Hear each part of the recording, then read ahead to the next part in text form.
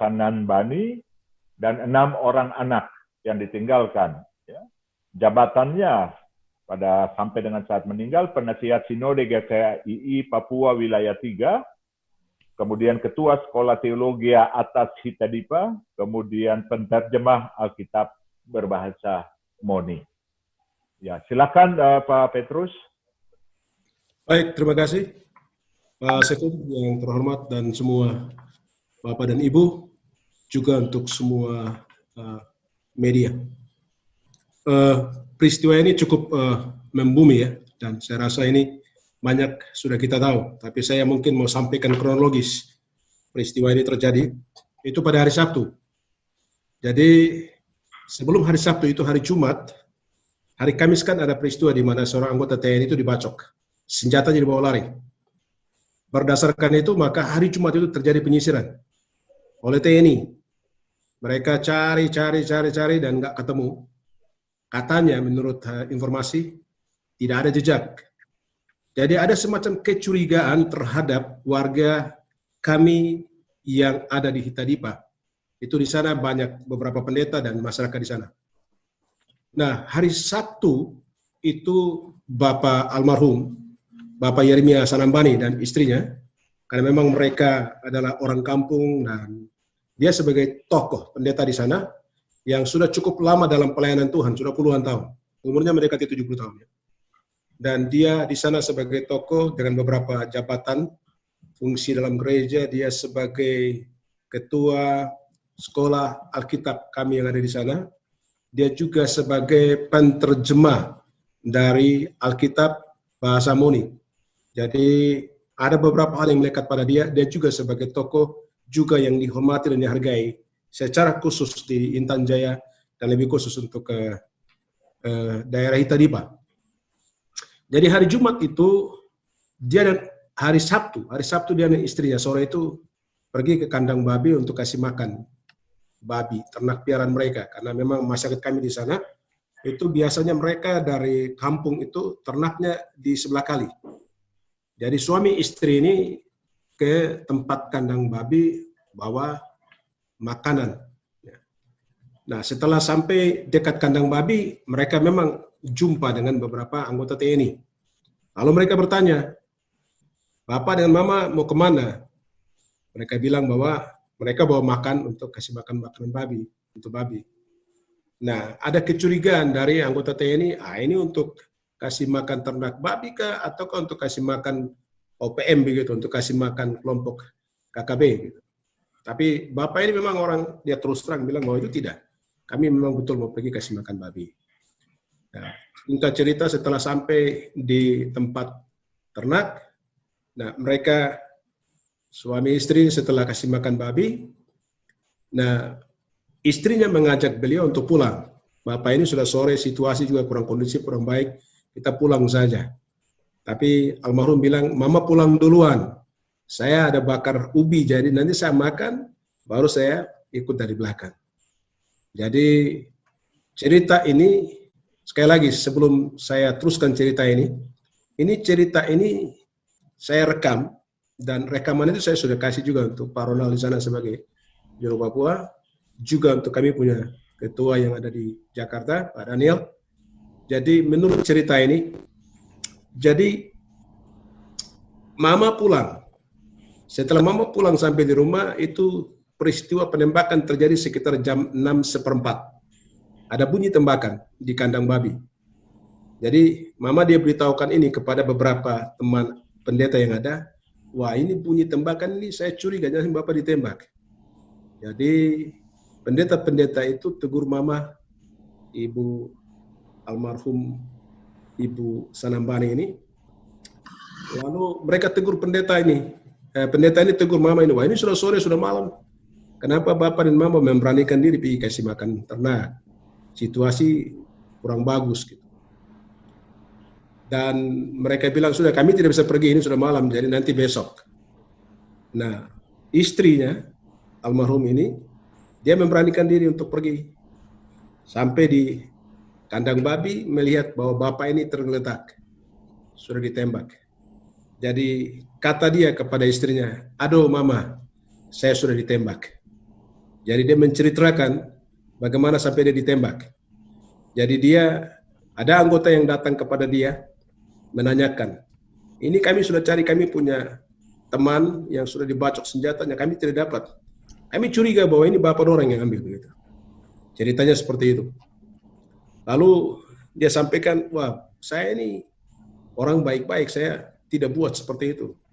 Dan katanya dia coba mengangkat tangan bahwa dia tidak melakukan itu. Dan pada saat itu dia ditembak di bahu. Saya belum tahu apakah bahu kiri atau bahu kanan, tapi ceritanya seperti itu. Lalu mama marah-marah. Dalam arti dia bilang, saya tadi sudah bilang kalau kita udah pulang peristiwa ini tidak terjadi. Tapi sekarang bapak sudah ditembak. Bagaimana ini? Jadi dia bilang untuk istrinya, mama pulang sudah, nanti besok datang baru bawa saya. Nah di saat mama dia pulang, itu ada 2 ibu dan ada 1 bapak.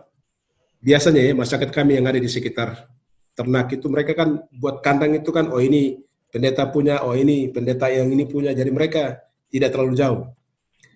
Nah ada 2 ibu yang rupanya menyaksikan peristiwa itu, waktu beliau ditembak, mereka 2 sembunyi. Begitu. Dan juga ada 1 bapak. Dan setelah tentara melakukan penembakan itu, mereka tinggalkan beliau di situ, mereka menggeser jauh dari situ. Dan pada saat itu, bapak dan 2 ibu itu, juga yang turut menyaksikan peristiwa itu, menemani beliau. Jadi saat beliau ditembak itu, di sekitar jam 6:04 itu, beliau belum meninggal. Dia masih sempat cerita. Jadi mungkin ada hal-hal lain yang sudah diberitahukan. Beliau bicara mungkin dalam bahasanya kepada 2 ibu dan 1 bapak. Saya merasa mereka ini adalah saksi kunci. Jadi beliau menurut cerita dari 2 ibu dan 1 bapak yang menjaga itu, dari jam 6:04 lah dia ditembak, beliau mengembuskan napasnya itu dalam arti meninggal, itu jam 12 malam. Nah setelah itu paginya itu hari Minggu, beberapa pendeta mereka datang ke komandan, kepada Danpos, minta izin untuk mereka pergi melihat pendeta yang tertembak itu. Lalu Danpos menyampaikan bahwa tidak boleh lebih dari 5 orang. Hanya 5 orang yang diizinkan untuk pergi melihat. Dan 5 orang itu mereka datang, tambah dengan istrinya, almarhum, mereka mendapati bahwa beliau sudah meninggal. Dan itu seperti apa mengakhiri napas kehidupannya, itu disaksikan oleh 2 ibu dan 1 bapak itu. Nah, setelah itu mereka bawa jasad itu ke kampung, ke distrik Itadipa itu. Nah, setelah mereka sampai ke distrik Itadipa itu, ada pemberitahuan. Menurut cerita ada surat yang dikirim oleh kelompok KKB. Segera kosongkan Itadipa, oleh karena kami mau masuk. Mereka bilang itu pendeta orang baik. Itu pendeta itu mendoakan tentara, juga mendoakan kami. Kenapa dia harus mengalami seperti itu? Nah, dan mereka karena itu hari Minggu mereka tidak bisa beribadah. Juga ada perintah dari pasukan di situ untuk segera beliau itu juga dimakamkan. Setelah dimakamkan mereka perintahkan untuk kosongkan itu Itadipa. Tidak boleh masyarakat ada di situ. Jadi mereka terburu-buru. Nah biasanya dalam budaya kami sebagai orang Papua, itu kalau tokoh meninggal begitu, itu tidak cepat untuk dimakamkan. Mereka harus buat perkabungannya, paling 2-3 hari. Tapi dalam situasi seperti itu, jadi mereka makamkan dia secepat-cepatnya, itu hari Minggu. Jadi sekitar jam 11, mereka makamkan almarhum secara sangat sederhana, dan bisa saya garis bawahi bahwa kurang manusia, tapi karena keadaan. Lalu mereka diperintahkan juga oleh anggota di situ bahwa harus kosongkan kampung atau distrik Itadipa itu. Juga di situ ada seorang petugas mantri Gobogau. Dia juga orang Moni di situ. Dia juga itu diperintahkan oleh komandan pasukan itu untuk tinggalkan Itadipa, dan Itadipa harus dikosongkan. Jadi menurut informasi yang kami terima dari lapangan, sekali lagi saya menggarisbawahi bahwa informasi ini bukan dari lapangan yang kami terima dari jarak jauh, tapi kita bersyukur bahwa saat itu bisa dikonek, kita dipa itu bisa kita telepon bisa masuk. Itulah sebabnya seorang pendeta kami yang saya percayai sebagai sumber juga, pendeta Henok Bagau, dia coba kontak dengan masyarakat di situ, dan ini yang saya input berita itu. Jadi pendeta yang turut memakamkan jasad almarhum itu informasi langsung dari beliau. Dan pada jam 2 siang hari Minggu itu mereka tinggalkan Hitadipa, dalam arti Hitadipa sudah nggak ada masyarakat lagi di situ. Mereka mengungsi ke hutan-hutan, mereka mengungsi ke kampung-kampung yang bisa dikatakan itu sekitar 5-6 jam harus jalan kaki. Nah, kondisi terakhir seperti itu situasi di Hitadipa. Jadi sekali lagi bahwa ini sumber informasi dalam pertemuan dengan Pak Pangdam dan Kapolda kami pada hari Sabtu yang lalu itu sudah kami sampaikan hari Senin ya, yang lalu hari Senin. Ya, saya sudah sampaikan informasi ini juga. Dan juga ada pernyataan sekaligus penyerahan tentang kronologis peristiwa di mana beliau ditembak itu juga informasi dari keluarga dekat yang diserahkan langsung oleh DPRD, anggota DPRD Kabupaten Intan Jaya. Itu ketua DPR-nya, Komisi 1 itu dia juga adalah orang Hitadipa asli yang juga menceritakan, dan kami plot cerita itu dapat dibenarkan. Saya sudah sampaikan 95%. Sekali lagi saya garis bawahi 95% bahwa berita ini diduga kuat itu dilakukan oleh anggota TNI dapat dibenarkan. Kenapa? Karena informasi kami terima langsung dari lapangan dan masih ada saksi-saksi yang ada. Nah, oleh sebab itu dengan semua situasi yang jadi kami sangat sesalkan karena memang sekali lagi bahwa dia sebagai tokoh yang dihormati. Saya sudah sampaikan kepada Pak Kapolda bahwa ada gerakan moral yang terjadi dengan peristiwa kematian seorang tokoh ini. Dan gerakan itu seperti apa saya bilang, itu ada ibadah-ibadah duka yang dilakukan baik di Timika, di Nabire, di beberapa titik. Nah, itu sebagai gerakan moral masyarakat begitu mereka melihat bahwa hilangnya tokoh yang begitu penting. Secara khusus bagi kekasih-kekasih kami orang Ngoni. Nah, oleh sebab itu dengan semua peristiwa yang jadi sangat kami harapkan, terima kasih untuk PGI di pusat yang coba membuka diri, memfasilitasi, kita perlu mengangkat ini ke permukaan sekali lagi. Ini luka yang cukup dalam, yang terus dari waktu ke waktu yang sedang terjadi di Papua. Ini baru peristiwa satu sudah jadi lagi. Saya pikir ini bukan baru kali ini. Tapi ini begitu banyak teriakan dan air mata dari Papua. Oleh sebab itu, yang sangat kami harapkan, yang pertama saya sudah sampaikan bahwa bagaimana supaya situasi Hitadipa itu dikondisikan bisa baik.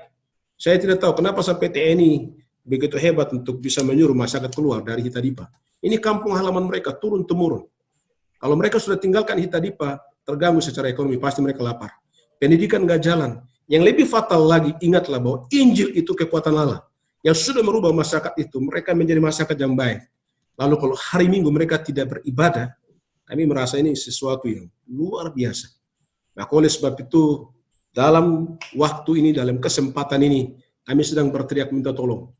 Yang pertama, saya sangat mengharapkan supaya Hitadipa itu